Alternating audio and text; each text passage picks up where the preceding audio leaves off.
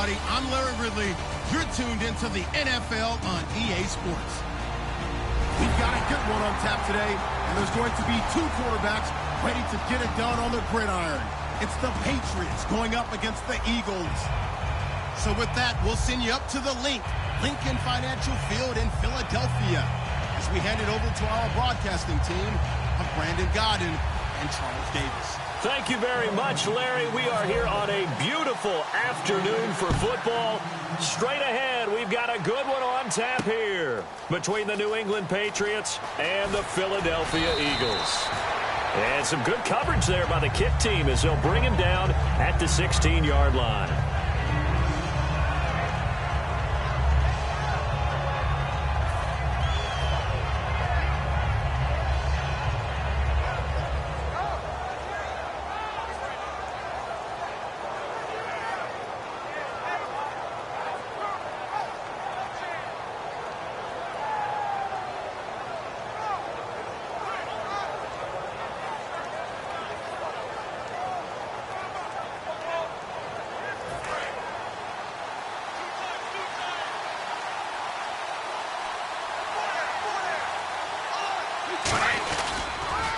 Now a first carry for LeGarrette Blount.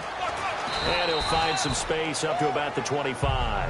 And LeGarrette Blount just does not go down easy. You know, from my experience as a defensive back, this was a difficult guy to try and tackle because of the force that he runs with, and he's not going to be daunted no matter it's the first quarter or the fourth quarter, Brandon. Well, what shocks me about last year, 18 touchdowns. I mean, the yards were pretty good, 1161. But when I think of New England, I don't think of a running back getting 18 touchdowns. You know, that to me, it was the combo that made the 2016 season for him. Most yards in his career, most touchdowns in his career by far. And he's the type of guy that, hey, you want to give it to me inside the 5? He doesn't believe anyone's going to stop him. Brady gives now to Blount. Just a yard on the first down carry, so it's 2nd and 9.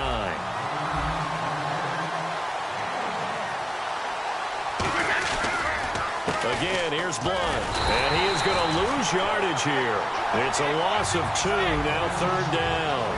But when it comes to the running game, the New England Patriots, they're one of the few teams in the NFL that I don't think care much about balancing things out. Last year, to your point, 5th in passing yardage, number 30 in the run game. What they want to do each and every week is make a game plan based on their opponent, not so much their own personnel, and they try to attack that way. Gronkowski may have had to miss a Super Bowl with the injury, but he was active in that parade, and now he's back on the field. And I'll tell you what, something you mentioned to me is that he was a big cheerleader for his teammates, never hung his head through the injury, celebrated with him all the way through the title. We've seen superstars in the past, when their team does well without them, they're happy, but they recede into the background. Right? They get out of the way because it does hurt them a little bit. They do have pride. They want to feel like, hey, without me, they may take a little bit of a step back. But with Gronk, you never saw that. You saw him with him every step of the way, cheering his team on, happy for their success. They went 11-0 without him in 2016, but I know this, they don't want to try it again. No, they want the big fella back. And the pocket's been protected pretty good here so far in the opening drive. And Blount loses the football. The Patriots come up empty on 4th down. And this crowd into it early. Their guys stand tall on the opening drive of the football game.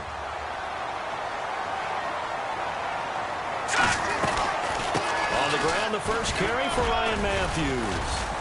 And not a whole lot to speak of there as they'll bring him down shy of the 20. 2 yards on the carry there. It'll be 2nd down. And a peek at the offense.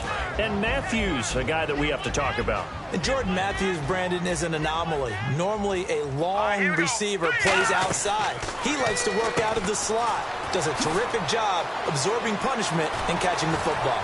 Evades the tackler, and now some space. He's at the 30. Touchdown, Philadelphia. Ryan Matthews, an 80-yard touchdown. And the Eagles have taken the early lead.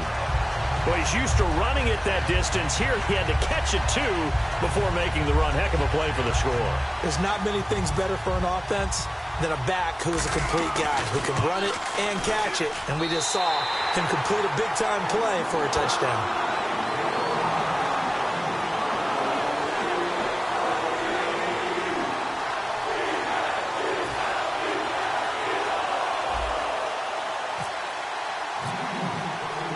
after the touchdown, it's Sturgis to send it away. And here's Lewis. Oh, nice spin. Oh, that brought back bad memories. And he is out of bounds as they'll start up past the 30. Here come the Patriots again on offense, the Super Bowl champions. And, boy, they have been able to do it a lot of times, Charles, with unsung heroes, haven't they? Look at the names that led them through the playoffs. Hogan, White, Lewis, guys you just wouldn't think of. Yeah, Deion Lewis, a 5th-round pick, 3 touchdowns against Houston in the divisional round. Chris Hogan, undrafted. He ends up having 180 yards in receptions, including 5 plays of 20 yards or more against the Pittsburgh Steelers. And how about James White, a 4th-round pick out of Wisconsin? Think about who he played behind while he was at Wisconsin, and he turns out to be the unsung hero of the Super Bowl. Would have been the MVP if it wasn't for Tom Brady. And you mentioned James White at Wisconsin. He was behind who? Melvin Gordon and Monte Ball, right? That's correct. And a new set of downs here after picking up the first on the ground. Blunt, the lone running back. They'll get the football here. And able to break one tackle, but then quickly brought down. But a nice little gain. It'll be a pickup of 10 yards. And that'll bring up a second and just about a few inches here. Now a carry for Blunt. And his rough afternoon continues. He's going nowhere again. And they'll lose a yard that time, and that's going to lead to a 3rd down. Brad, wasn't that long ago that the guy playing that spot was an outside linebacker type of a guy. Now, as a defensive end, how about the speed that he used to get into the backfield and make the play? Only 3 there on the pickup, but that's enough to move the chains. 3rd and 1, partner. No need to be fancy there. Just use some force and move forward and pick up the first down. And he's got room. And all the way in. Touchdown, New England. LeGarrette Blunt, 43 yards. And the Patriots are within an extra point of tying this one up. And on that long run, maybe the defense caught napping a little bit. The concentration level may not have been there. I agree with you on that one, because those types of plays, when they result like that, they're almost like big bolts of lightning, aren't they? Whoosh, and off he goes.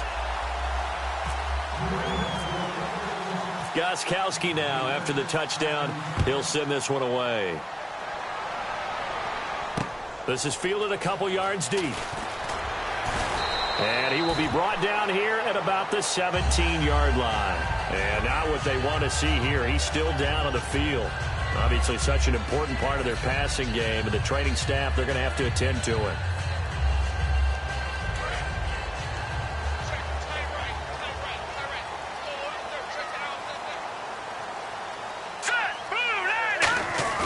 Now a play fake here on 1st down. Trey Burton, the one he was looking for. And it's 2nd down. Here's New England defensively. Last year, the #1 overall defense as far as points given up goes. And they've got a lot coming back in 2017. Now, they certainly do. And let's go back to the Super Bowl. Trey Flowers, who was their leading sack guy in 2006, he had 7 in the regular season. He was a monster in the Super Bowl against Atlanta. He's back there for them. How about Dante Hightower at linebacker? His first Pro Bowl in 2016. And then just moving on back to the secondary. Devin McCourty, the guy who quarterbacks him back as safety. He's been to the Pro Bowl as a corner and as a free safety. Now Ryan Matthews on 3rd down. He lost 2, and it brings up 4th. Well, the offense is not leaving the field. They're going to stay out and go for it on 4th and 3. Now Wentz, and able to complete it to Green Beckham. And he's going to have the first down at about the 38. I don't know if I agree with that. I guess they don't care if I agree with that. But, boy, you have to be surprised by that, right? I definitely was surprised that they decided to go for it in this situation. But they must have either felt like they either had a great play call on, or they're trying to show extreme confidence.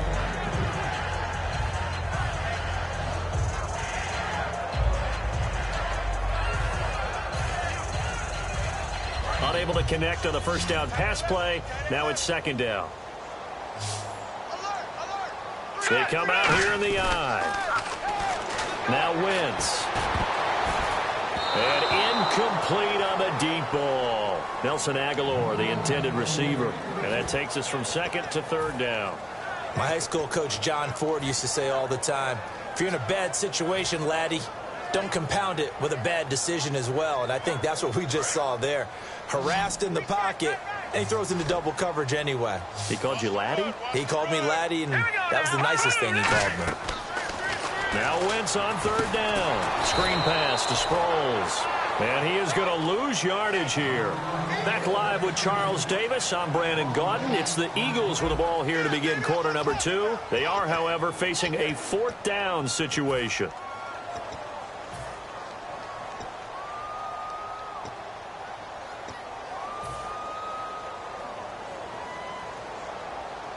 And how about this? 4th and long, and they're going to go for it. They'll come out in the pistol. They do go for it. It's Wentz. And it is incomplete. Boy, a real head-scratcher there. Okay, partners, New England comes out here to take the field on offense. And this is such an interesting story, how they've been able to do it year after year after year. Guys talk about parity in the NFL. Well, New England has kind of transcended that parity, and they've done it with guys that you don't normally think of as household names. The parts keep changing for New England. That's the amazing part. On offense, all right? Offensive linemen change, receivers change, running backs change. We know the one constant is Tom Brady, and that's a huge deal for them. But to be able to do it in what you call the parity times, and you're exactly right, everyone's supposed to be pretty equal. New England still a top 10 offense year in and year out. In 2016, they were number 4, and that helped them with a number 1 ranked defense as well. They fake the handoff. Now Brady. He hits Gronkowski on the out route. And all the way in. Touchdown, New England. Rob Gronkowski, 30 yards. And the Patriots have taken the lead. Boy, it's nice to have that big, reliable target you can go to. Each and every time. A lot of people see that position as a fallback. Throw it to them when all else fails. Not at all. This guy can make plays, and that's exactly what he just did. Yeah, play here for a touchdown. Gronkowski for the point after. Oh, it's a fake. They'll try and throw for it. And this one incomplete. So they went for the 2. They don't get it. Okay, they went for the fake off of the extra point attempt. It's a long way to go, and they didn't get there. Didn't get it completed successfully. Did someone dare them to do that? Did someone double dog dare them to do that? I was going to ask you, maybe they saw something on film, but do you see something on film with those to try something from the 15 on a PAT? I don't know. The only thing they needed to see on film there was a snap, a hold, and someone kicking the ball through the post. And last year, that would have been a net gain of 5 on the return. This year, he stopped where he would have been if he had taken a knee, and that's at the 25. Philadelphia getting set to take the field. And last time this unit was out here, costly turnover, and then that turned into 6 points. They've got to make amends. And how many times have we sat in meetings with coaches and they use the term complementary football? Offense take care of the defense, defense take care of the offense. That didn't happen on the last possession. This is a chance for them to pick themselves back up and help their team. Yeah, we'll see if they can recoup and recover. A big play there on the catch and run. 69 yards.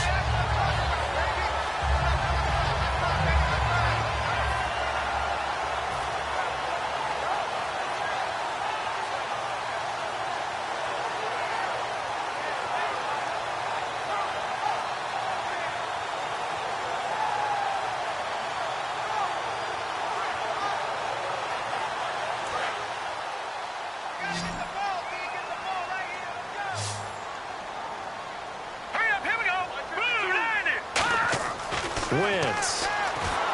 And he takes a shot on the release as this will be incomplete. Jordan Matthews, the one he was looking for. And that'll bring up 2nd down. It's a tried-and-true formula, and I don't think it'll change for as long as we play football.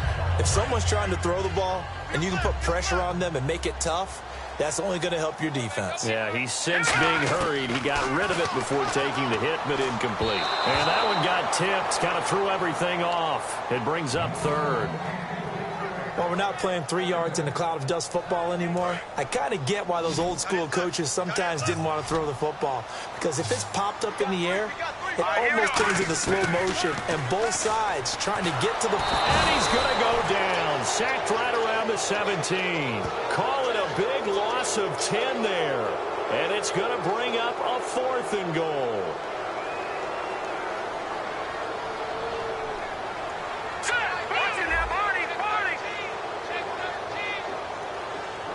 They'll come up with split backs in the backfield. Oh, he fakes a spike. This will be caught at the 2. And he's going to get into the end zone. So the fake spike works, and they score. Jordan Matthews, a 16-yard touchdown. And once again, the Eagles are back out in front.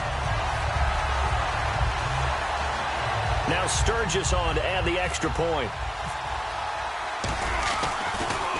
Oh, they get to the football. It's blocked. But he doesn't get far. They're able to stop him. And after all that, the extra point attempt unsuccessful. I know it's easy to kind of shrug off a blocked extra point, but this game is shaping up to be a tight one. The second half, this could prove crucial. Yeah, we might look back on this one. We'll have to wait and see. And the decision to come out is going to cost him 5 yards with a new rule as he's taken down right at the 20-yard line. Hoping to capture some of that magic they had last time out when they were able to put together a scoring drive, but they're still down here, Charles. Not the major concern, though, because of what you talked about. They scored the last time out. They feel good about themselves. They feel like their game plan is now in effect. They know how to attack and what plays they want to put together. But they've got to keep it moving in the right direction because, as you did know,